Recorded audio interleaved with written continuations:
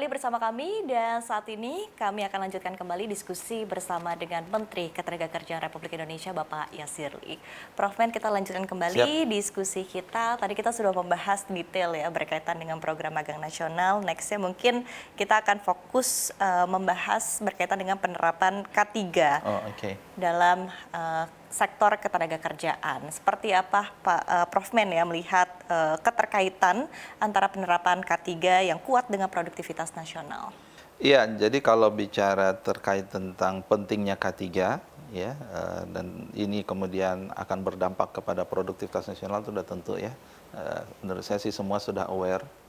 Ya, ketika kemudian kita bicara K3, kita ingin memastikan bahwa dengan lingkungan kerja yang aman, gitu ya, lingkungan kerja yang sehat, itu akan berdampak positif buat pekerja.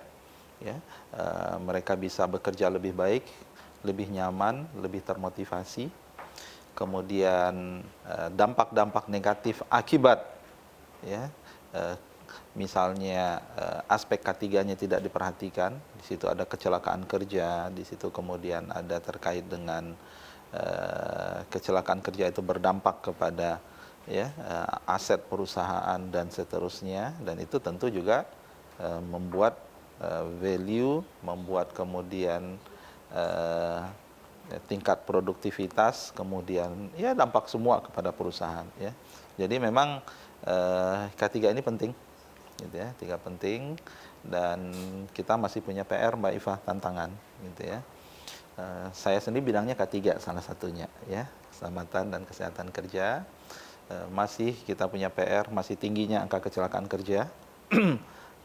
Bahkan dalam beberapa bulan ini ada beberapa fatality, gitu ya. Fatality itu adalah kecelakaan kerja yang berdampak kepada kematian ya, yang menunjukkan bahwa memang budaya K3, kemudian praktek-praktek K3, sistem manajemen K3 ini harus lebih serius kita sosialisasikan, kita tegakkan di industri, Mbak. Oke, tadi concern utamanya seperti apa Pak? Apa yang dirasa menjadi PR utama dan bagaimana mungkin sejauh ini upaya ataupun juga strategi yang sudah terpikirkan oleh Kemenaker?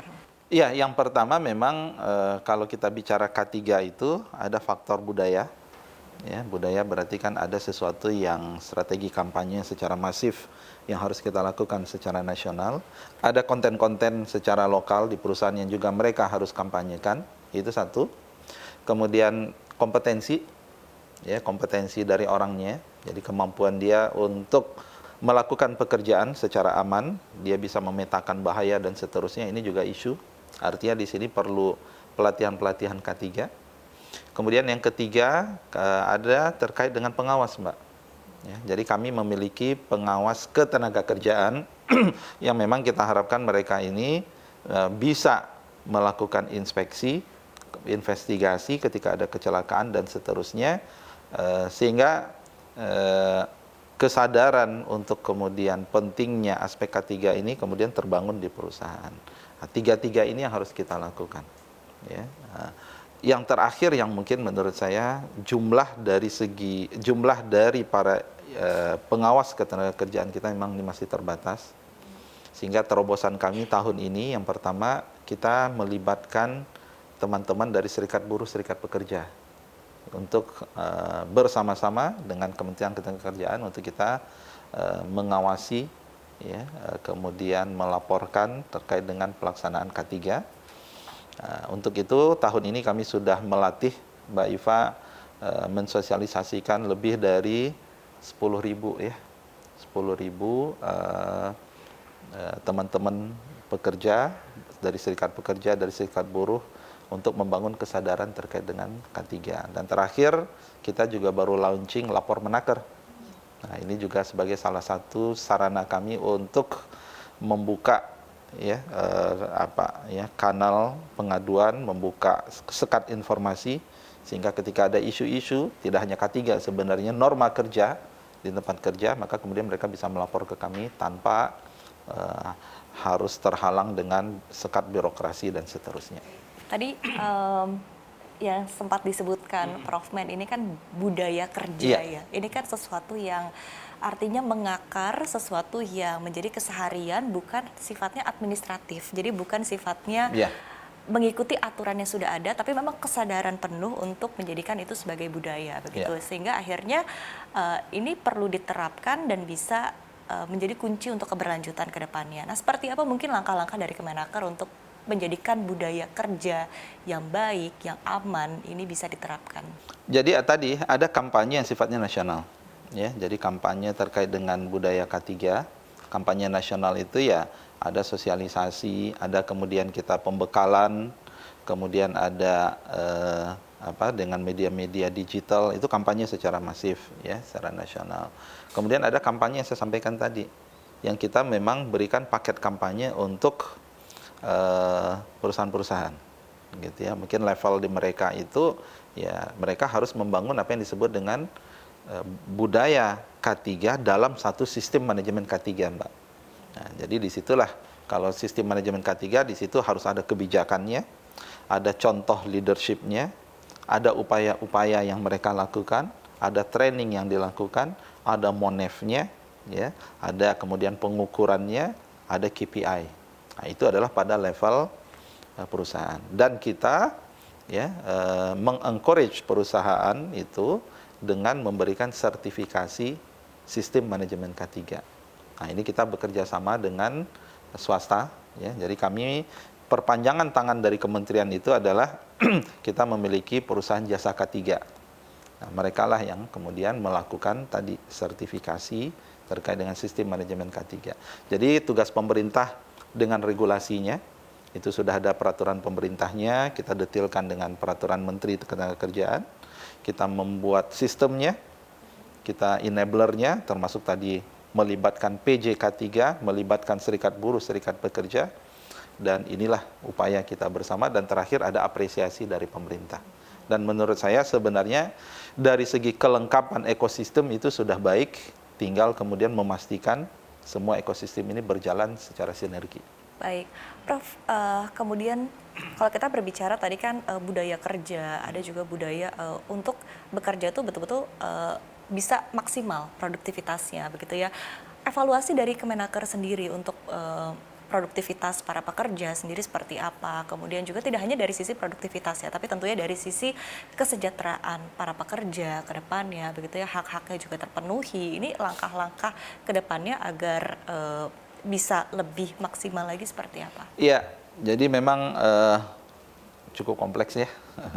Kita berangkat dari amanat konstitusi bahwa setiap warga negara berhak mendapatkan pekerjaan dan penghidupan yang layak.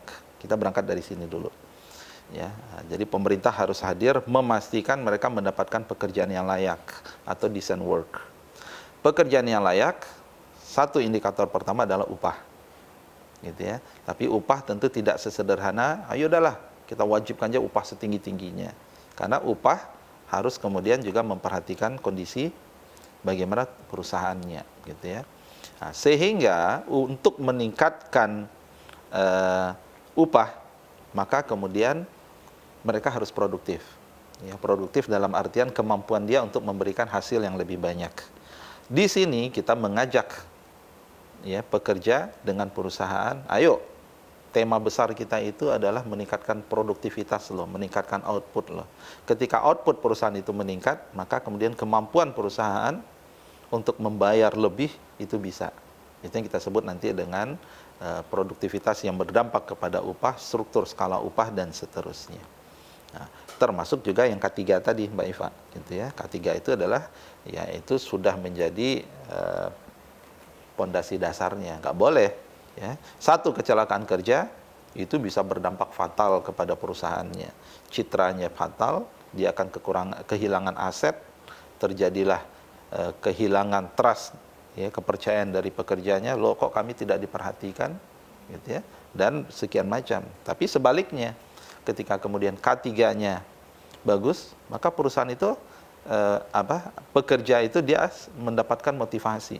Kami kalau bekerja di perusahaan itu aspek keselamatan kerja kami diperhatikan loh, begitu ya. Itu memberikan suatu motivasi tambahan. Nah, ini semua harus kita bangun, gitu ya, harus kita bangun. Dan bagaimana pemerintah hadir? Sekarang, oke, tadi tema besarnya adalah, ayo kita tingkatkan K3 dan produktivitas, gitu ya. Yang pertama langkahnya adalah ini harus menjadi kesepakatan bersama membangun ini yang kita sebut dengan hubungan industrial yang harmonis dan hubungan industrial yang transformatif. Nah, kemudian pemerintah sekarang, pemerintah perlu melakukan intervensi enggak? Tadi kalau terkait dengan K3 kita bicara budaya, tapi kalau produktivitas tidak hanya cukup budaya produktif. Budaya produktif kami sudah lakukan sekarang. Kita kampanye, kita buat modul-modul, podcast, sertifikasi, ahli produktivitas dan seterusnya. The next-nya itu adalah yang insya Allah kita akan rencanakan 2026. Bisa nggak pemerintah kemudian menggunakan satu instrumen atau beberapa instrumen untuk membantu perusahaan mereka meningkatkan produktivitas mereka. Nah, inilah sekarang kita sedang siapkan nanti. Istilahnya itu adalah intervensi, gitu ya. Jadi pemerintah membantu untuk adanya intervensi peningkatan produktivitas akibat dari bisa jadi prosesnya dibuat lebih efisien, produknya dibuat lebih kreatif, gitu ya, sehingga bisa meningkatkan omset perusahaan, supply chain-nya kita bantu, modalnya dan seterusnya. Ini tidak bisa hanya Kementerian Ketenagakerjaan, Mbak Eva. Ya, kita sudah silaturahmi ya dengan Menteri Perindustrian, gitu ya. Kita juga sudah ada MOU dengan Kementerian Komdigi, ya, Kementerian Pertanian dan seterusnya. Tapi ini butuh waktu untuk kita menjadikan produktivitas ini menjadi tema. Karena kalau industri Indonesia produktif, tadi upah itu bisa meningkat dan lapangan kerja juga kemudian akan terbuka. Ya, yang berujung adalah kesejahteraan masyarakat, begitu ya Pak ya. Siap. Baik Pak Yasir, terakhir untuk Naker Awards 2025 seperti apa? Apa yang berbeda untuk Naker Awards di tahun ini dan bagaimana nanti apa yang ingin disampaikan dan juga menjadi tujuan utama dari Naker Awards ini? Jadi memang Naker Award ini adalah salah satu upaya kita untuk memberikan apresiasi kepada mitra-mitra Kementerian Ketenagakerjaan, Mbak Eva. Nah, mitra kita itu banyak. Nah, maka kami membuat beberapa seri gitu ya, tema Naker Award.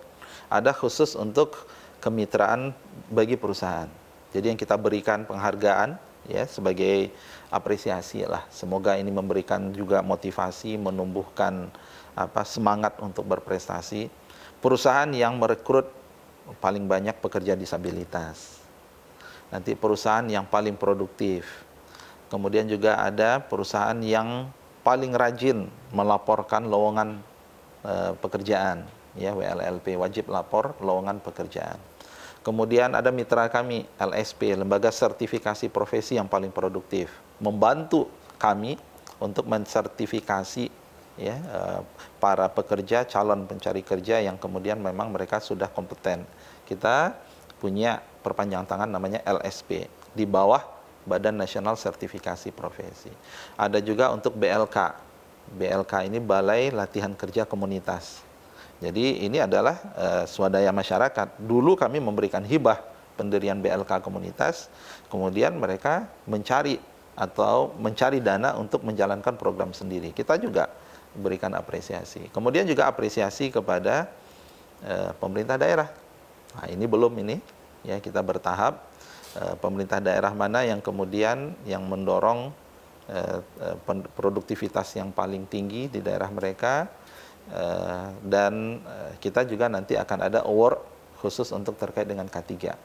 Perusahaan-perusahaan yang secara aktif mengkampanyekan budaya K3 tergambar dari leading indicator-nya, capaian-capaiannya, lagging indicator secara komprehensif. Jadi semua yang membantu dalam ekosistem ketenagakerjaan, salah satu upaya kami untuk mengapresiasi mereka adalah dengan memberikan Naker Award. Baik. Terima kasih Prof. Men untuk sesi diskusinya, dan semoga untuk Naker Awards 2025 ini juga nanti semakin memberikan inspirasi dan motivasi ya bagi perusahaan untuk bisa meningkatkan kinerjanya dalam sektor ketenagakerjaan. Terima kasih Prof. Men telah berdiskusi bersama kami. Sukses dan sehat selalu untuk Anda. Sampai bertemu kembali. Dan pemirsa, demikian perbincangan kami bersama dengan Menteri Ketenagakerjaan Republik Indonesia Bapak Yasir Lee, CNBC Indonesia Beyond Business.